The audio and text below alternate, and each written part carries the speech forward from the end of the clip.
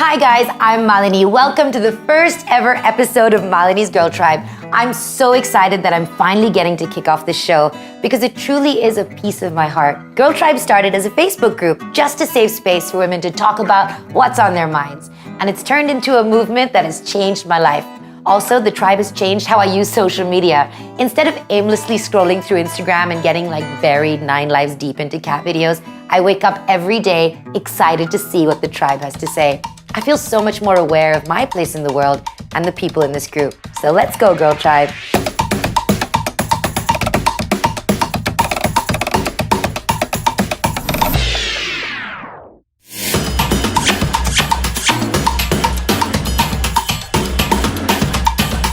More power to all the girls out there, a part of MissMalini's Girl Tribe.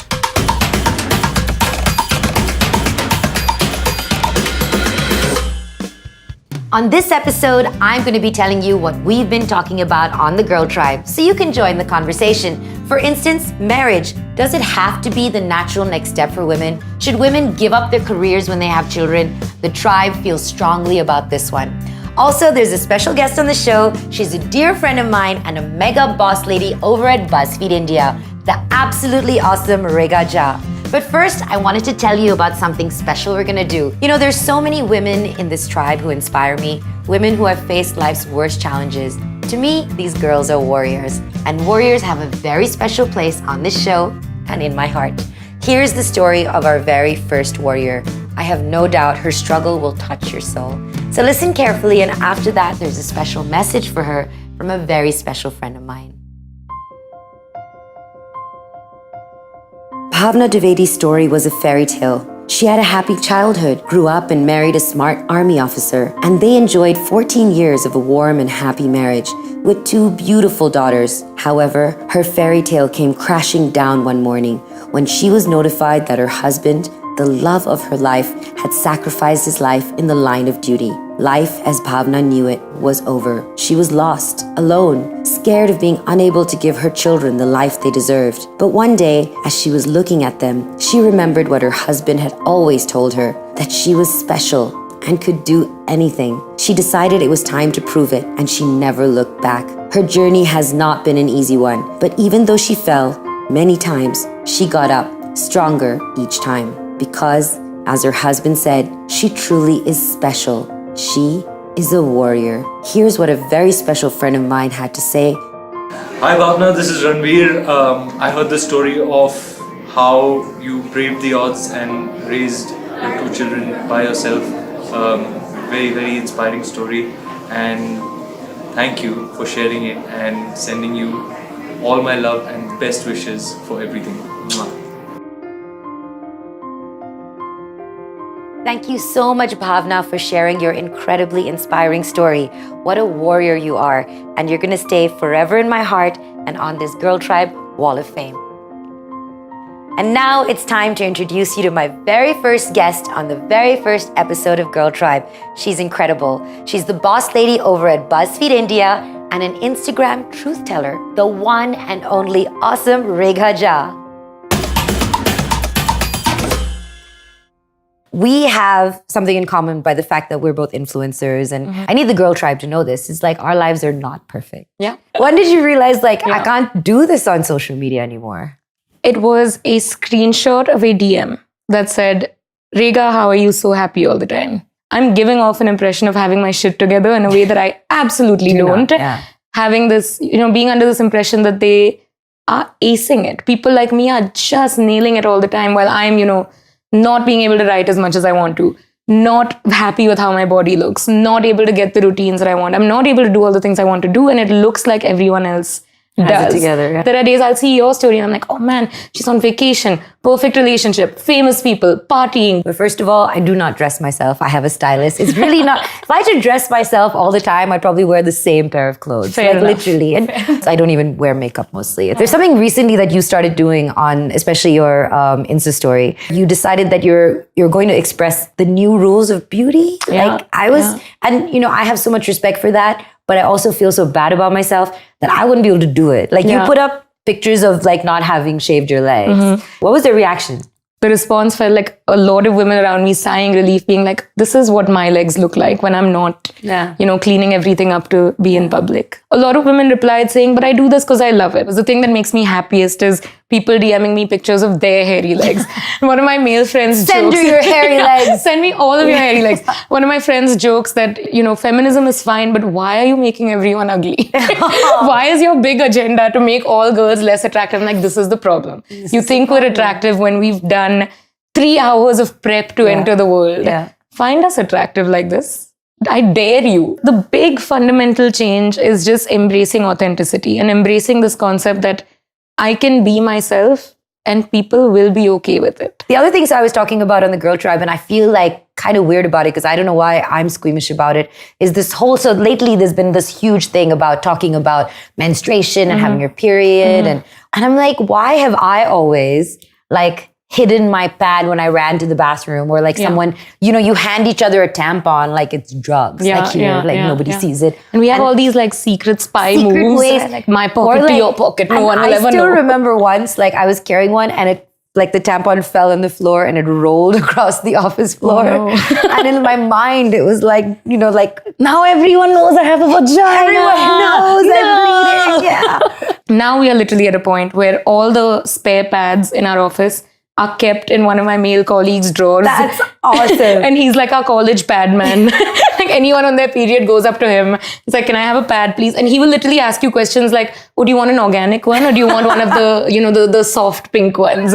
What flow is, what flow is yours? Cool. Yeah. I actually asked the girls in the tribe and I said, have you felt this way? And what did they say? And so Pia Desai said, I've lived all over the world and come from a progressive family, but I would also be uncomfortable carrying pads and tampons openly. And then the most amazing thing is 90% of the comments had the opposite reaction. Really? So Aarti Jairaj said, not even a little bit. I mean, if we don't start talking about it, how can we leave the stigma behind? And she said, props to you, by the way, for using the menstrual cup. Yes. And then Komal Chokshi said the best thing. She goes, I'm 42 now, but when I first got my period, I was probably 12 or 13. And what I do remember is that my mom sent my brother, who was 2 years older than me, to the pharmacy to buy me a sanitary napkin. That's lovely. And it's the smartest thing to do. It was a lesson for her and for her brother. Yeah, absolutely. Now I got to ask you. Yes. Menstrual cups. Tell everyone what it is. It's a tiny cup made of silicone or rubber, and you insert it into your vagina in order to contain your period blood. Yeah. And then it stays in there for 12 hours and it catches all your blood before it leaves you. And it is the best. I want have so many questions. Yeah. Okay, fair enough. Okay. Doesn't it, even tampons hurt. So does it not, is it not painful? It's a little, here's what I've been telling everyone. If you want to use a menstrual cup, it means you have to be okay with getting in there. Okay. Two-hand missions sometimes. But is it something that it doesn't hurt though. So you have to boil it to sanitize it beforehand, and then you use it through your period and you boil it again, you put it away. You know how many aunties would keel over and taking this thing into the kitchen? That not only have you taken it into the kitchen, you have boiled it? Yeah. Okay, so question. Why talk about menstruation? What made you talk about your period? There's this line that exists for women. There's who were allowed to be in private, and then there's who gets to enter the world. Her body is very important to society. People are obsessed with the female body, but can't actually grapple with a unsexualized, unstigmatized, unmoralized female body. I'm just on a crusade right now to blur the line of what womanhood is allowed in public and what needs to be kept in the parlor, in the ladies' room. Have you noticed the thing? You go to a bar, in the ladies' room, all the girls are fixing each other's straps. Getting your kajal, your lipstick. Yeah. It's almost like we're off stage. Yeah. The world is a stage for the women. Green room It's situation. the green room. Wow. The parlor is also the green room where we're not performing. Yeah. So my mom is 75 and she said, when I was growing up, women had to be, if they had their period, they had to be in a room for 3 days, not meet anyone, eat inside, really unhygienic situations, and then let outside. Yeah. I feel like we've made so many leaps and bounds, but I even wonder today how many guys or even girls who are watching are comfortable with this. I think people are uncomfortable with the behind the scenes of women's sexuality. What can you do to just let them know that women are people. That's all the battle is. My dad, I've seen him get more and more progressive via following me. Did they say anything about you posting about the menstrual cup? They're very supportive. They are Really? very supportive, which I can't even imagine how, because it must be mortifying for an Indian sure. mom and dad. Be like, my daughter is saying vagina all the time. Let's get her off the internet. And it's so lovely to see the effect it has on men when you do start softening them and you make them comfortable with womanhood in all of its glory, because they are generally better to women, but also you see them become vulnerable and drop masculinity, which is the real poison of society, is like what men know about being men. Okay, so what does this mean for everyone in the tribe and outside of the tribe if they want to start being real? First, doing the work of realizing that all of you is fine. All of you is okay. All of you is allowed. We're allowed to be sloppy and ugly and messy. The point is just be comfortable with being who you are at that moment. And if you feel like sharing, know that you can share everything. I will keep it real.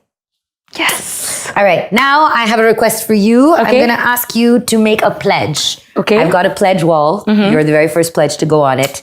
So I want everyone here to come and make a pledge about something that they're going to do. Okay. Just like you have started being real. Yes. And we're going to put it up on the wall so it's a reminder for me every day. So Done. make a pledge for me. Done.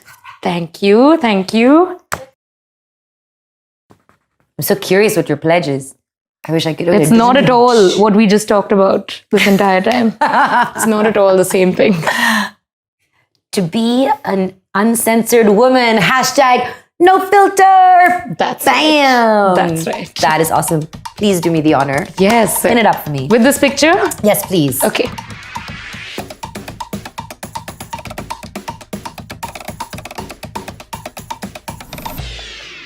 That is awesome. My very first pledge. Thank on you the for Girl letting me Tribe do wall. this. This is amazing, Rega. You have no idea. I was so nervous about how the show is going to go, what it's going to be like, but you have made it absolutely perfect. The perfect I had so beginning. much fun. I had so much fun. Thank you so much for changing my life. Girls, you have made my life more meaningful because instead of scrolling through Instagram all night, now I go to the Girl Tribe and I spend time with you, and it means the world to me. So right after this, the spotlight's on you.